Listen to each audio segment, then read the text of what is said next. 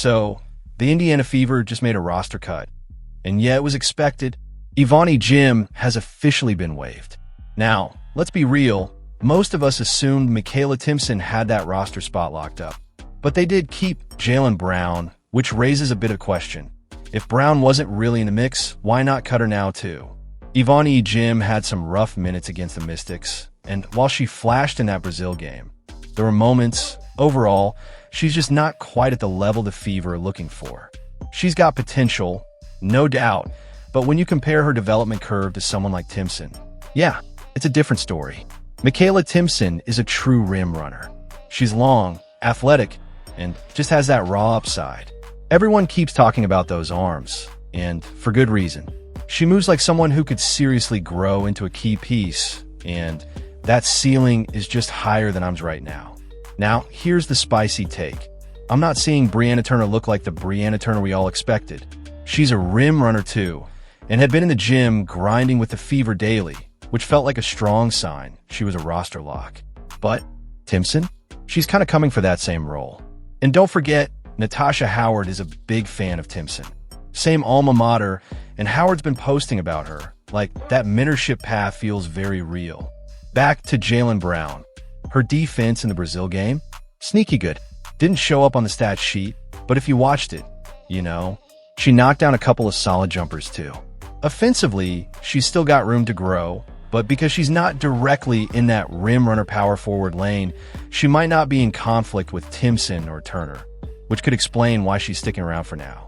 So yeah, if I'm reading the tea leaves here, Brianna Turner, on that unprotected contract, might not be as safe as we all thought. But shout out to wnba. Easily had the best smile at training camp, and let's be honest, those biceps were kind of iconic. Moving on to today's Washington Mystics versus Atlanta Dream game. And wow, we got to look at something I never thought we'd see. Brittney Griner in a Dream uniform. Like, think about that. Drafted by the Mercury, spent her entire career there, and now suddenly suiting up for Atlanta? That free agency move was a shock. But honestly, I've been saying this. The Dream are my dark horse this season. I think they're going to surprise some people. Now, about the game, the Mystics, they did not look like the team that showed up against Indiana. Super sloppy early on, and it felt like they were just trying to find their rhythm. Then came the rookie moment. Sonia Citron chasing down Aaliyah, Gay headed to the rim, and boom, she runs straight into a Brittney Griner screen. And yeah, that was a total welcome to the W moment. Honestly reminded me of when Caitlin Clark just bounced off Breanna Stewart in one of her first games. That kind of hit that says, you're here now. And here's the thing, moments like that, they're not just on the rookie. That's on teammates too. Someone's got to call out that screen. If you remember last year's finals, Leonie Febic had a similar issue. Kept getting leveled by screens because no one was calling them out. And yeah, even though Febic played in EuroLeague, which is no joke, the W is a different beast. The pace, the physicality, the communication, it all hits different. And unless your teammates are vocal, you're going to get caught out like that. Now, shout out to Brittney Griner. She immediately reached down to help Sonia up. But Sonia was winded. She needed a moment. Her teammates circled around, and it looked like they shared a laugh. Probably because Sonia said something about it being her official welcome to the league moment. You love to see those lighthearted rookie experiences. She'll learn, she'll adjust, but man, that screen? That was a statement. So, here's what Sonia Citron actually said after getting leveled by that Brittney Griner screen. And she handled it like a total pro. She laughed it off, saying, I feel so welcome to the league. I was just trying to defend my person and clearly didn't see her. She's a big, strong woman. She definitely got me good. I decided to take a second on the floor and catch my breath. She hit me right in the ribs, so it was like sharp pains, but I couldn't breathe. Just had to lay down for a second, but I gathered myself. I was all good. But yeah, I felt very welcomed. And honestly, that's such a real response. I mean, Brittney Griner is 6 feet 9 inches. That is not the kind of screen you bounce off of casually. That is a wall coming at full force. Now, I've seen some folks online calling the screen uncalled for, but come on, that's basketball. Screens are part of the game. You set them to give your teammate room, and it's on the defenders to see it or be warned. In this case, Sonia is still so new, It's literally her second game in the league. And this is where the vets around her need to have her back, call those screens out. But you have to respect how she took it. She bounced back, played through it, and kept it moving. No drama, no complaining. Just part of the process. And let me just say, I really like Sonia Citron in the W. She's poised, she's smart, and she clearly has the right attitude. That welcome to the league moment, just one of many she's going to learn from. Okay, so I also caught the Valkyries versus Sparks game last night. And let me just say that first half was interesting. Honestly, it felt like a pickup game at your local gym. Total chaos. Like I couldn't tell what plays were being called, or if plays were even being called at all.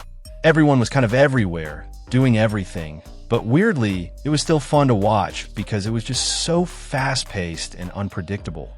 Now, the second half, that's when it started to actually look like pro basketball. Things settled down, rotations tightened up, and we got a real game.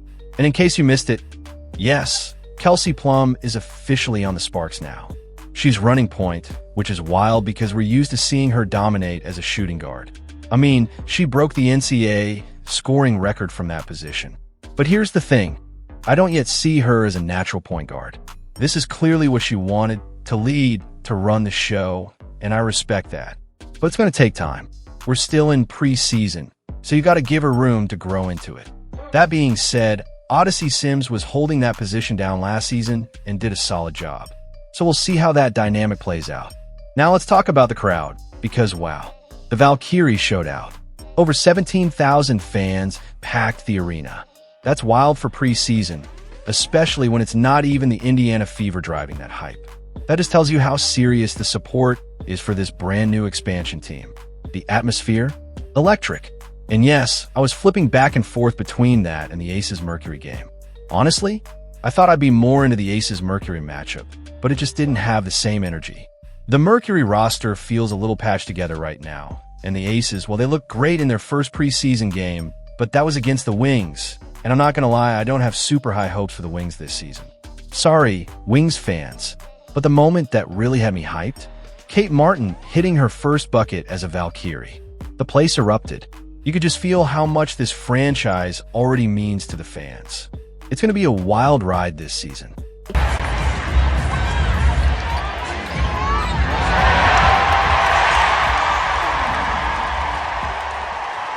I mean, what's her Ami here? I think her name is Amir. Her name is Laetitia Amir. She went off.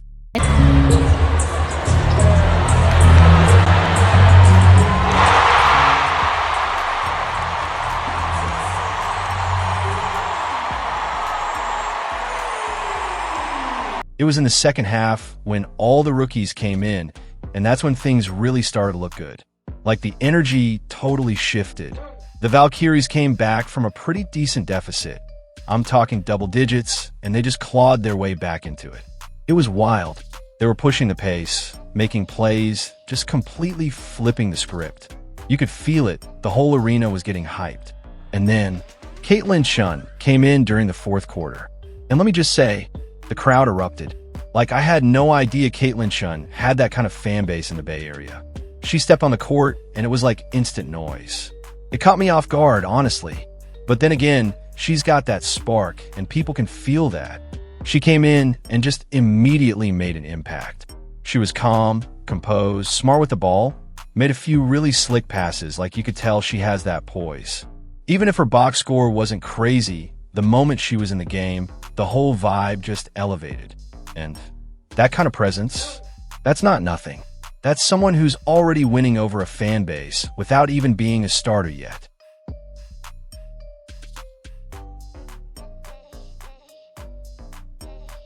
But the moment that seriously gave me chills, like I've rewatched this clip so many times and it still gets me, was this steal by Julie Van Loo. She fought through it. Like, full hustle, no hesitation, pure grit. Then she threads this insane pass right between two defenders. I'm talking laser precision, straight to Caitlin Chun. And that's when she put in her first points, and the crowd just exploded. Total goosebumps moment. Center! Valkyries with a 1! Okay, so it's the final seconds of the game. The Valkyries are down by 4. And listen, I hope I'm saying her name right. Laetitia Amir? Alma here. Either way, she's got the ball. The clock's running out. She pulls up from deep, and boom, drains this massive three right at the buzzer. It was so clutch. The whole arena gasped, but they still ended up just 1 point short of the tie. Heartbreaking, yeah, but honestly, the crowd stood up for them.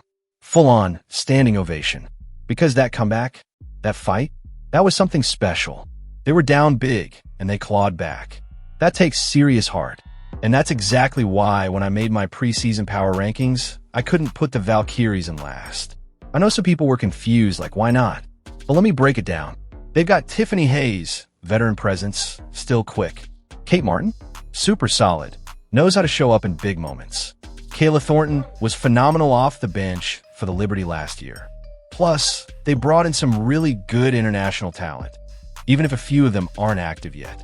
And these rookies? They got something. They really do.